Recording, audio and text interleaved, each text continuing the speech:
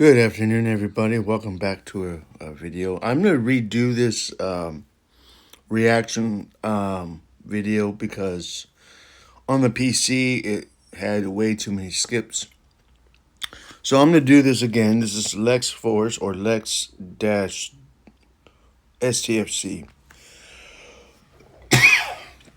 And as I said, this guy's pretty funny. He's got some humor. Good sense of humor. So, this is his top 10 new player tips in Star Trek Fleet Command. But I'm reacting to this via iPhone instead of PC.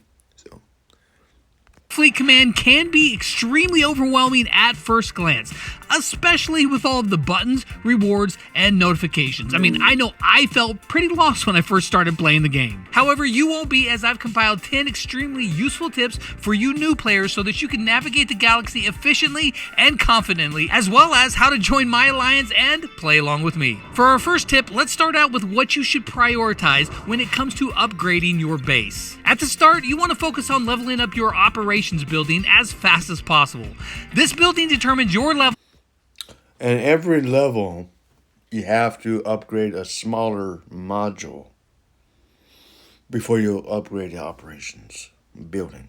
And the higher level you are, the more buildings you can unlock, which leads to stronger ships and, of course, more rewards. At operations level 8, you're going to unlock the shuttle bay. This allows Shuttle bay should be open, in my opinion. I've said this in previous videos. I've said that the shuttle bay should open at level 10 because it would make sense.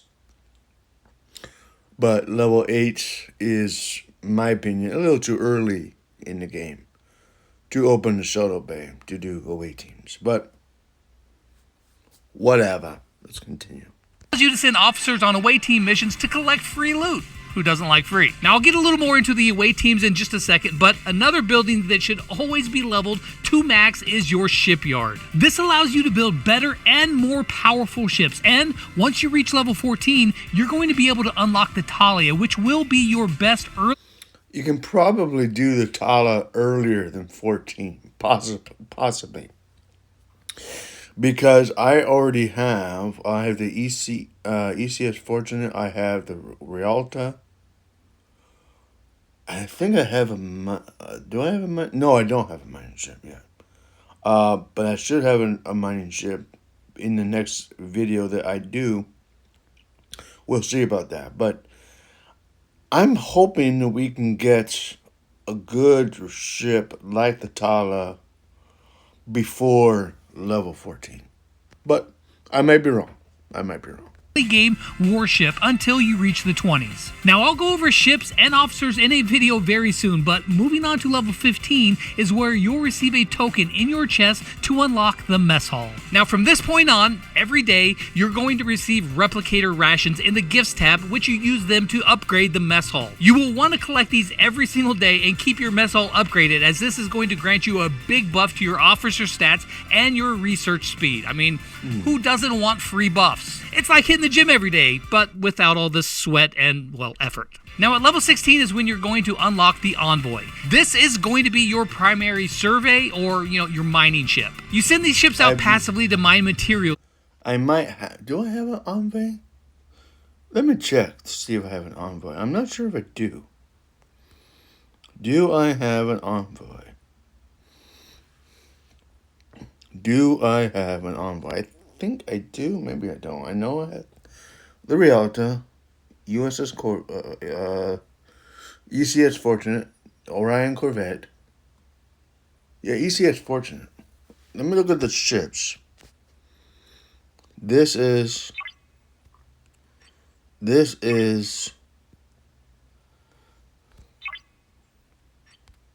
Yeah, okay, so I already have the Fortunate. Yeah, that's what I thought.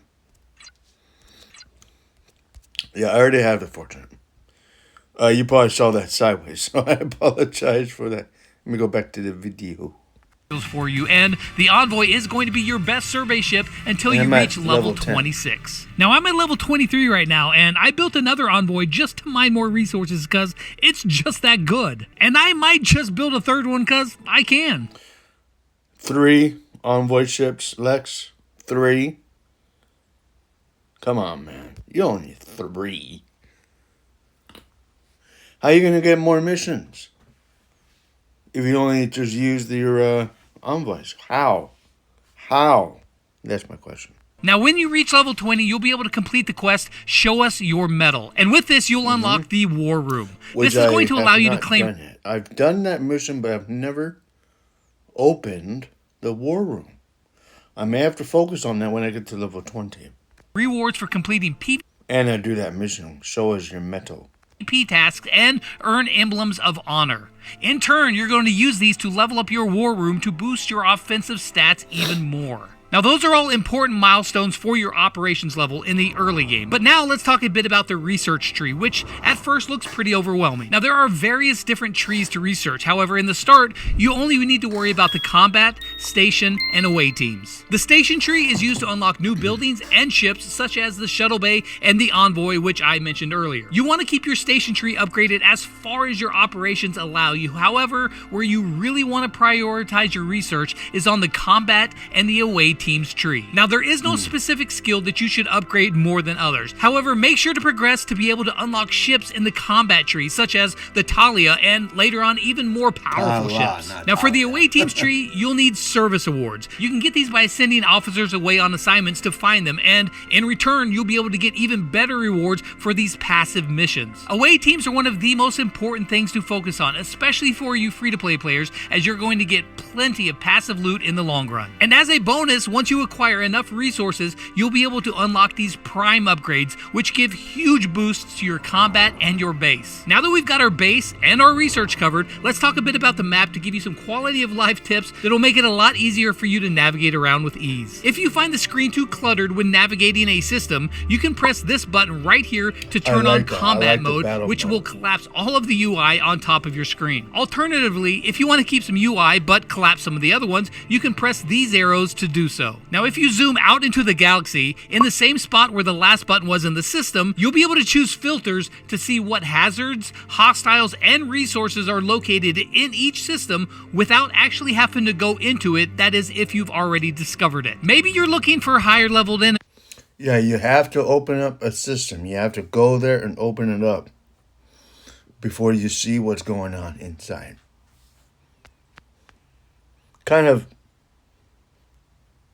sucks, but makes sense as well. With one press of a button, you'll know exactly where you need to go. Maybe you need to farm some tritanium. Switch to the mining filter and there you go. Now, this game is actually made up of multiple different servers. Each server has its own unique alliances and players in them, and if you'd like to join my server and play alongside me, well then here's how. First, you need to click on your profile and go to settings, and then click on universe transfer. I'm located in universe 710, so you can switch over and you can come play with me. It's open to everyone, and I would love to see you guys around the galaxy, either with me or perhaps even trying to destroy me, which you probably can, because I'm new to this. Something very important to keep in mind, however, is that you can only switch servers one time per account, and you must be under level 12. So if you and your friends want to play together, really make sure to join this same server and to do it before hitting level 12. And if you want to play with me, then join my alliance, Lex-Force. It's pretty lonely in here, not gonna lie, so please join. And speaking of alliances, it's crucial for you to be part of an alliance in this game. They provide a number of benefits and new features, such as allowing you to participate in armada battles and buying peace shields in the alliance shop. Another huge benefit of being in an alliance is being able to ask your friends for help with your buildings or your research. Every member of your alliance that helps out will reduce your timers by 1 minute minimum, or 1% of the total initial time required to complete that. For example, if you have a building that takes 24 hours to build, every person who helps you will lower the time needed by 14 minutes, because 24 hours is this many minutes, not 2400 minutes. See how I didn't even have to double check that? Oh, seriously? I hate the ads. I'm sorry, guys. kidneys. And vice versa, you can press this button to help out members of your alliance and speed up their construction. And just for pressing the button, you're going to be rewarded with points towards your daily goals, which will give you alliance credits in return, which of course you can spend in the alliance shop. Now, another thing to do if you're just starting out in the game is to complete your field training missions. Opening up your missions and switching to the field trainings tab, you're going to see these linear quest paths, which will reward you for doing simple tasks, as well as give you a bit of guide on what you should do and upgrade in the early game. Tip number 7 is a pretty straightforward one, but extremely important. And that is just to log on every day and collect your daily rewards, like your replicator rations, and to do your daily goals. You get a lot of important resources just for collecting these, such as speed ups, latinum, and later on even faction points. Completing these is crucial to your progress, and collecting the highest daily chests will give you loyalty badges, which you'll use to unlock your 7-day and 30-day chests, which contain even more free rewards. So this is a big one, especially for you free-to-play players. Now, those are the things that you should be doing every day, but if you've got a bit of extra time on your hands, you should always be keeping your eye on the events tab. More specifically, in the daily events. You'll find some that reset every few hours, and completing these missions are usually easy to do and once again are going to grant you even more free rewards. Also, keep an eye out for solo leaderboard missions as well. Starting from level 10, you're going to be placed in a pool of people around your level, and whoever earns the most points for these events will win. These events will reward you with the most useful resources and materials, so if you want to boost your progress, try ranking high in these. Don't be afraid to use your speed ups and your latinum instead of sitting around waiting for your upgrades or your repairs. They are, after all, given to you to be used, so be sure to use them, and you're going to be acquiring plenty of them throughout your time in the galaxy. Later on, you'll even be able to mine for latinum, so use it. Now let's talk about... Now, for speed ups, my opinion, this is how I do it. There's 1 minute, 3 minute, 5 minute, 10 minute. It might be 15 minute. I usually have at least a minimum of 5, and I always keep it at 5. At 5. If I have, say, 100 minutes, 101 minute speed ups, I'll use 95. No problem. If I need to use 95, I probably won't. So, 100 minutes.